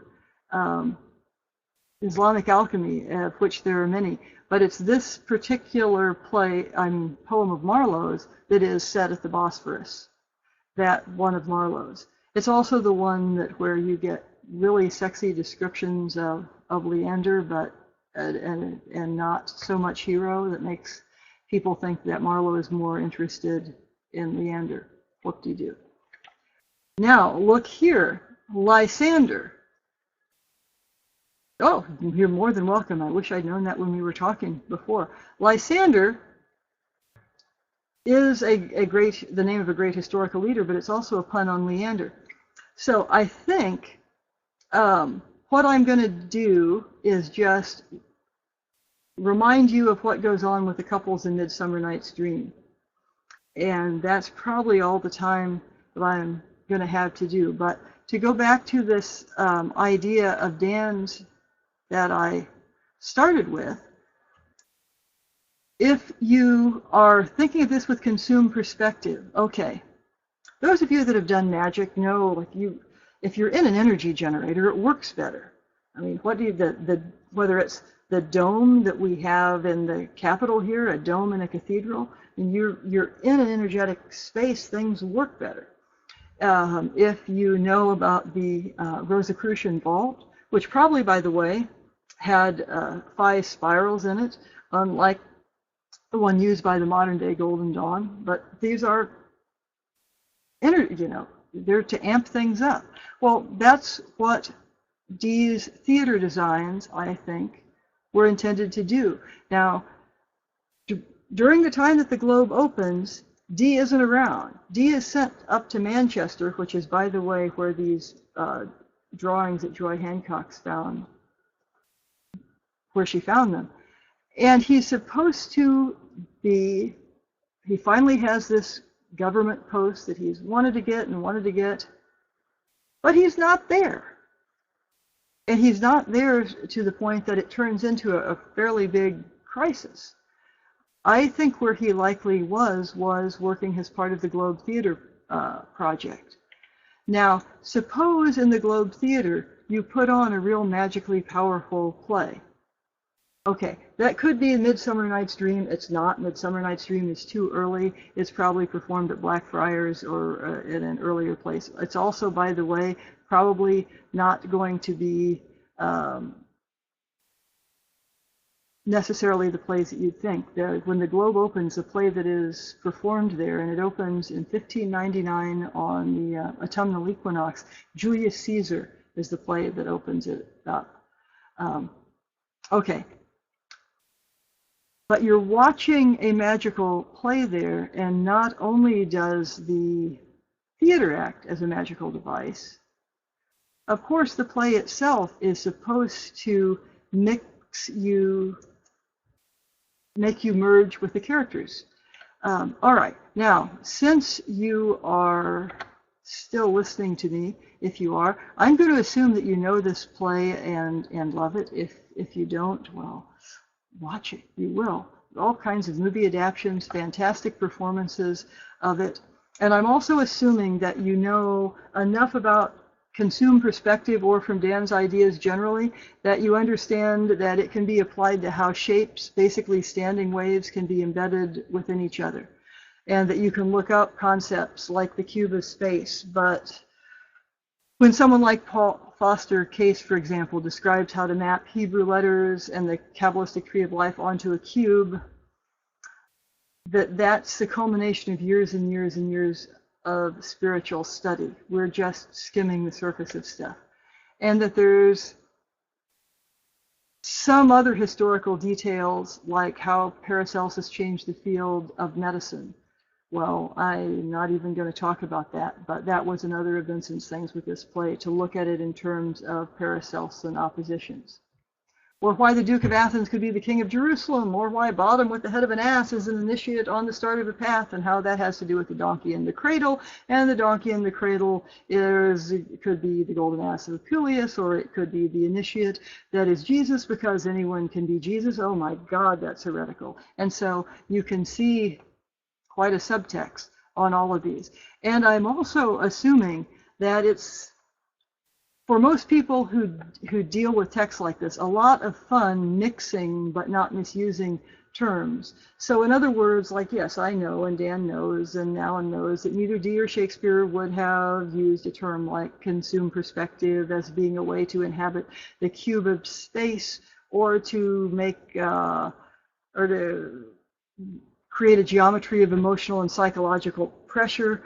And if we did that and use concepts from phase conjugate optics, like four-wave mixing, and connect it to Dee's magic mirror, and now we're connecting it to theater, that those are all metaphors. So that's my big disclaimer in case any of you show this to my tenure committee, and because then I'm in deep shit. Okay, so our four lovers, thank you for laughing, Dan. So in Midsummer Night's Dream, and I'm going to get these cliff notes off. You have four lovers that are lost in the woods, right? So the scene is that Theseus is conquered the queen of the Amazons, and this is going to be their wedding. And there are lines that, I don't know, personally I find mildly offensive if I wanted to be offended. Like he says, oh, I wooed her with my sword. In other words, I conquered her and she just loved it. Okay. So while they're getting ready for their wedding. These guys are going to have to put on a play. They're going to put on the Pyramus and Thisbe play. And this person, yes, Gary, I agree, but I can't, and I'm really glad, though, that anyone who hears this won't know what I'm agreeing with. So it is. So Hermia, if you've seen the play, you know that what happens is that she wants to marry, and her dad says, no, you'll marry who I want. So they go see the Duke of Athens, and he says, oh, you have to obey your father or become a nun. And so they decide to elope. Now, what do you notice about her name? Hopefully, since... Hermetic. Yeah, Hermes. All of these characters that are lost in the woods are characters that seem slightly gender switched. And they're going to transform in different ways. So now if she is the agent of change, though, she can't of herself do anything. Like Mercury with the Philosopher's Stone. Yeah, and not only Julia Hermione from Harry Potter, there's a Hermione in another of Shakespeare's plays, The Winter's Tale. Now, we had our dean play the part of Hermione once a long time ago in The Winter's Tale because Hermione is turned into a statue. She's frozen and stands on stage, not moving for a long time. Anyway, there was another text going around, which is yet a third way you could interpret this. And if you look at the Rosarium Philosophorum, you will find that usually there's, in a Hermetic union, there's usually 4. So one is active, masculine, passive, feminine, and then vice versa. So that's what you have with Hermia, Helena, Lysander, and Demetrius, who are out in the woods. You have that parallel with the Rosarium Philosophorum. Now, if you can map something out as easy as you can in Midsummer Night's Dream, Vincent talked about it as being like the neophyte text, if you're familiar with initiatory systems. That if you don't get it in Midsummer Night's Dream, that trying to figure out something in a really magically complex play like Hamlet is not going to work well, or with King Lear. And in The Tempest, where you have Prospero conjuring up a storm, well, you know, there it's obvious, but there's not really sort of magical instruction like in Midsummer Night's Dream. At the end of The Tempest, Prospero just takes off his magical mantle, and you know, their revels are ended. So anyway, I'm going to go back to 4-wave mixing, and then I'll wind things up. And I didn't get quite as far as I hoped, but I see the time here. So we take our 4 lovers lost out in the woods, and they're going to be waves that mix. They don't mix the right way at first. The society won't let them mix the right way. After 4 non-conjugate attempts, to use Dan's language, they succeed. Now, they succeed because Oberon intervenes, or he has Puck intervene, or things just work out right, and that's a whole nother layer of stuff we could bring in. But I won't at the moment. Anyway, so the Fairy King, Oberon, is what they have instead of a phase conjugate mirror. And his super high dielectric-like material isn't barium titanate, it's Puck. And Puck goes and he accidentally puts the spells on the wrong people, they fall in love, they, you know, do all of these fun things. But the consumed perspective you wind up with at the end won't be a magic mirror in practice, but it's going to be a metaphor. You have merged incredibly with all 4 of these young people and gone through what they do. And that is also a mirror with a different meaning on the ways that the Athens of Theseus and Hippolyta is totally out of balance, that they have to go off into this magic world. So you can look at the same transformations in the play in terms of the Kabbalah. Vincent would put one person from each couple on a particular Sephiroth, and place them where by their station they should be, not where you as a viewer might want them, so that the ruler Theseus, Duke of Athens, who I personally dislike, still would get to be Kether or Dot, and the conquered Amazon queen is going to be Malkuth. Now, what is the problem, though, if the ruler you have there is not a good ruler? Well, it doesn't matter what happens, things are going to be messed up. So if you fancy that you know the play pretty well and Kabbalah pretty well, you know Kabbalah, say, well enough to get through the Zellator grade of any modern initiatory system, and just a shout out to Christy there, that yes, this will work even if you do the Kabbalistic attributions differently the way Logan does them, because it's not affecting the things that he shifts. So if you do that, try to assign the different characters.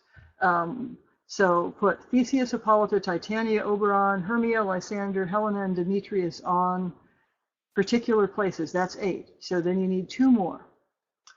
What are you going to do with that changeling Indian boy in the middle? And what on earth is he doing there?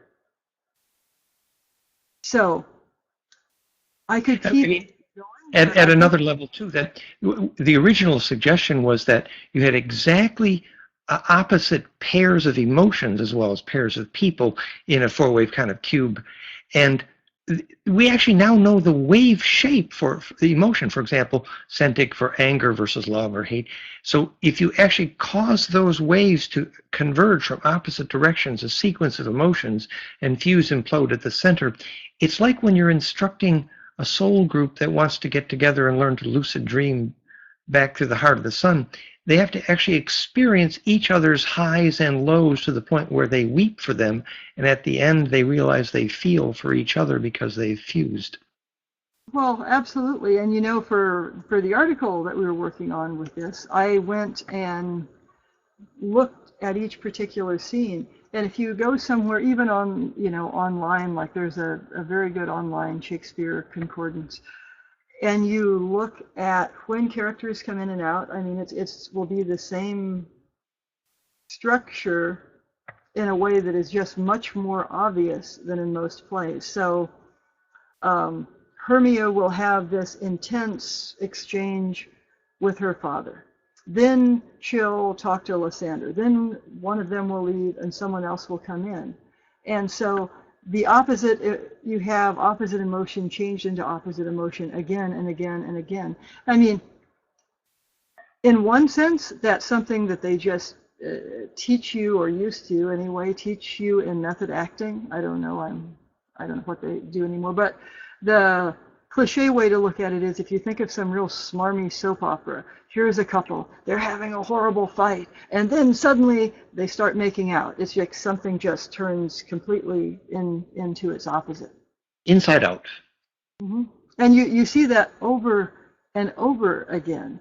And it is, as you said in your description of consummate perspective, it's like you're able to feel everything all of your friends are feeling. Or like once when Alarian did a magical working to create an egregore, and someone said it was like everyone was together in Alarian's belly, which was kind of sweet. But it's like your perspective is large enough to encompass all of them, and the effect also is to spark the progress of initiates within the group.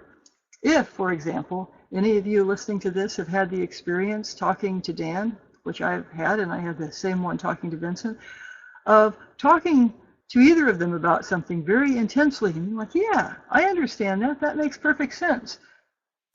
And then realizing 10 minutes later when I was by myself, what did we just talk about? That at the point that I got it and could recreate it myself, there had been a kind of alchemical shift happen. Well, one of the effect of the playhouses was you have everyone there, so anyone with eyes to see is going to have some kind of shift happen. Now, you could state that in ways as a theme if you wanted. It's interesting. I don't see anyone really do doing that who writes about Midsummer Night's Dream, but the idea was to have that transformation happen on the part of the viewer.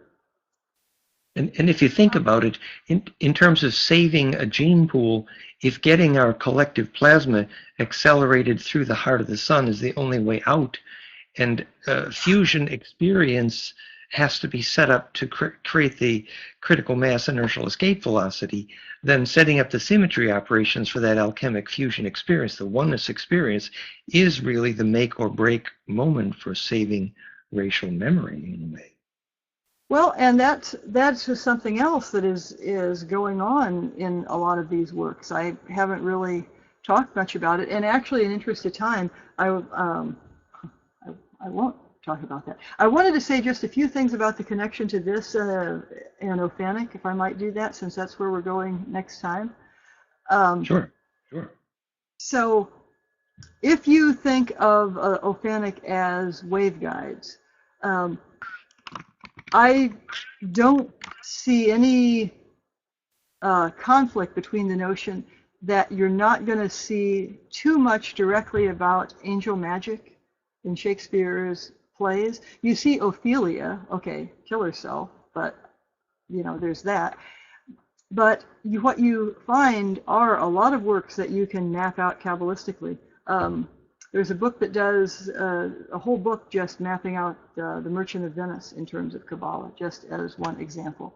And I've mentioned the many other examples referring to alchemy.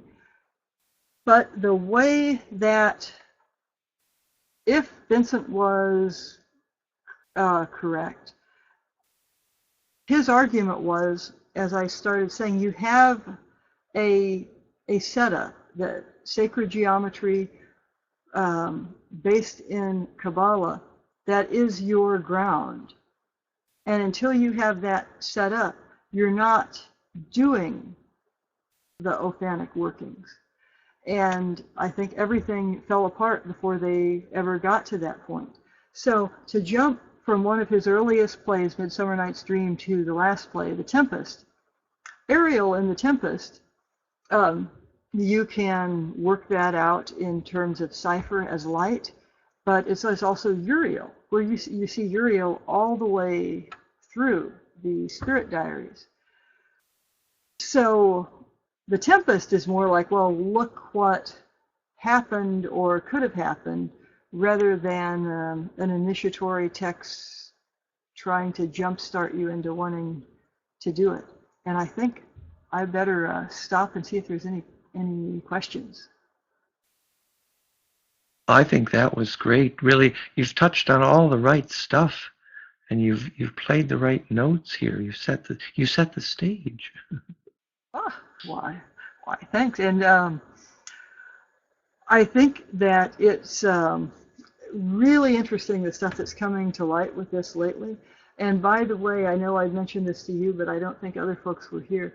One of the things that I always thought would be fun to do is to take the chemical wedding of Kristen Rosenkreutz, which you can map it out as a 7-act play, and put that on as a theatrical work and do it overtly as an initiation.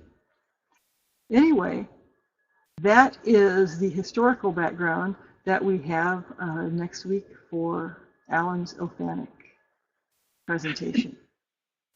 Maybe you could even just give a little introduction to what the presentation with the Ophanim would be. I thought it was Alan in 1 week or 2 weeks, I forget. Probably 2 again. I really don't know. We had Paul Harris on Hands-On Alchemy next week, I think. I will look. But maybe just to introduce Alan's work a little bit more. I don't have the best sense of time. Alan is sort of my keeper. See you, Diamond Light. Thanks. Yes. In 1 week is Paul Harris, Practical Hands-On Alchemy, which will take us to actually the chemistry of alchemy and fusion. And then in 2 weeks is Alan talking about Ophanim. Yes. Well, having watched Paul in the Czech Republic, Paul is just amazing. So I look forward to that greatly. To give just a little précis for what people might enjoy with Alan. I'm seeing, I don't think he's got a mic on, but what Alan will talk about is the sacred geometry then behind the Ophanic alphabet, and Dan, when you have talked about the physics behind a spell, so Alan will talk about the spell behind a spell. And also yes, and just have to say that when Alan has led those spells, the power is amazing. So really, it's real. But go ahead. Well, I was reading Gary's comment here about the public fool system. Look, Gary, why on earth would you teach Romeo and Juliet to 9th graders like they do in the U.S.? It blows my mind. I mean, just so they can go home and emote and bother their parents? I think not very many Shakespeare fans at all. I think what happens, though, with people who act, and in some of the performances that Alan and I have seen, is you're acting and you kind of get a clue without knowing that you know it. But so back to what Alan was talking about. He's also going to talk a little bit about how what we would call the furniture of the Ophanic system, that is the great table, and let me call up real quickly one of them going down here. Hold on, I'm almost, yeah, this.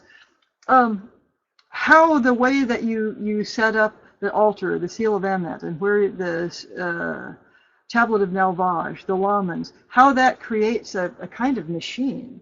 And I think what I've heard Alan say about this before, and what I've experienced, is you set it up, you charge it, and it runs. I think there's been a lot of, I know there's been a lot of talk about, well, Enochian is dangerous, or you need to be a certain kind of magical adept to use it. I think you have to know how to run energy, but the system itself is neutral. It's just that it amplifies things. So you don't want to amplify things that shouldn't be amplified. So I think Alan will probably also talk us through way that he does the watchtower and explain the sacred geometry behind it. And there's that one famous table from Vincent and Darlene, which shows the Ophanim Enochian letters in a table that in such a way that if you read down, you read Gabriel, Uriel, Michael, and you actually read the names of the angels, and you see the name and the shape and the service are one for the letters themselves, that their wave shape is their name, and therefore to invoke their shape is to invoke their body. And what that means in terms of the plasma science, really of truly interstellar intelligences, which we desperately need to call, otherwise we really deserve our storms that are out of control. By the way, that part that you're talking about is creating the seal of Amet. So that's right out of medieval planetary magic, and it's sort of the jumping off place, or the filter to what follows. And I'll put in, this is an old article of Vincent's Angels in the DNA, but he maintained that you could find the same correspondences with Enochian or Ophanic letters as you find in the I Ching, as you find in DNA. So there's a link to that article if anyone wants to explore that further. So thanks and to everyone. When you really think about it, how we think our world is out of control, and yet we don't realize we're embedded in the larger plasma body of interstellar beings who would desperately want to share their charge with us, but if we don't learn the discipline of what holds their bodies together, they can't actually focus their tornadoes here, and then our weather and our emotions are out of control. So the ability to call larger plasma beings is not irresponsible, as Michael Sarian says, but it's actually essential to survival. And what I admire about Alan is that he has the clairvoyance and the discipline to really do that in a way that is obviously been powerful, as in the Turin ritual. So yes, I look forward to Alan in 2 weeks. And yes, I'm so grateful to Teresa for tonight. Thank you, Teresa. Oh, you're welcome. This has been a lot of fun. And thanks to everyone for showing up. Yes, and so we'll be sharing this video probably at fractalfield.com/alchemy of fusion. And Teresa will also, the links will show up in the chat window. And Teresa is available for conversation and dialogue. And Teresa will be with us with the conversation with Alan for more questions as well. Sure, and I'll be around next week also. I'd love to hear Paul again. Yes. So it's been an alchemic moment. Well, thank you for the fusion experience. Blessings, everybody. Stay in touch. Thank you, Teresa.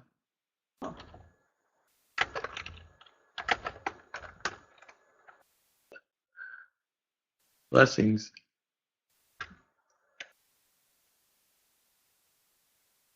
Okay, we're turning off the recording. Thank you, guys.